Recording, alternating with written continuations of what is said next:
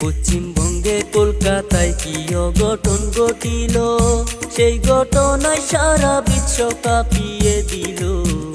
হাইরে পাষাণ মানুষ বুঝি আজও আছে এই দুনিয়ায়। মমিতার ঘটনা শুনলে কলজা পাইটা যায়। 18 জন মানুষ মিলে একলা তারে দর্শন কইরা যায়। একলা ঘরে শিকার হয়ে কান্দে হায়রে হায়। চিৎকার করে কান্না করলেও কান্না শোনার মতো কেহ নাই। হাতে পায়ে দড়ি দিয়া শক্ত করে বেঁধে, হায়রে মানুষ পাষাণ তোমরা কি করিলে। পাগল হইয়া চিৎকার করে তবু রেহাই দিলা না তারে। ডক্টরেরই রিপোর্ট মতো জানা যে গেল, শরীরেতে 113 টাকা মুরের চিহ্ন। মানুষ রূপে কুত্তা হইয়া দেখাইল তাদের চিহ্ন। মায়ের বুকটা খালি কইরা নীলা যে কেরে, এখন মায়ের চোখের জলে সাগর যাইবে সে। কেঁদে কেঁদে বলে মায়ে কি দুষ করেছিল আমার মেয়ে।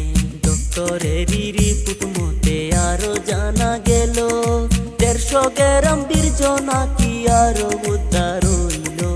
আরো কি কি জানার বাকি, আসেন সবাই মিলা একটু শুনি। গরিব ঘরের মেয়ে ছিল, বাবাই করতো দর্জি। অনেক কষ্ট করে তারে লেখাপড়া করাইছে।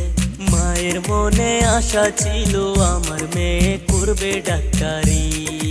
এমন কইরা কাইরা নিলে জালিম তুমি প্রাণ।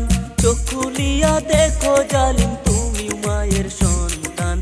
আরো যদি সবাই মিলা করো একটু মা জাতির সম্মান। দুনিয়াতে আইছি সবাই 2 দিনের মেহমান।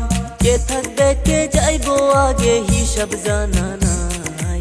আসেন সবাই সময় থাকতে ভালো কিছু কাম কইরা যায়। এই মুহূর্তে খবর এলো একজন ধরা পড়লো, বাকি 17 জন আছে তাদের ক্ষমা নাই।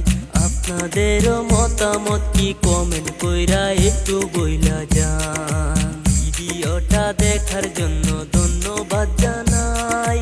পারেন যদি শেয়ার কইরা সবাইকে জানান। আজকের মতো বিদায় নিলাম, দেখা হবে পরের ভিডিও ভাই।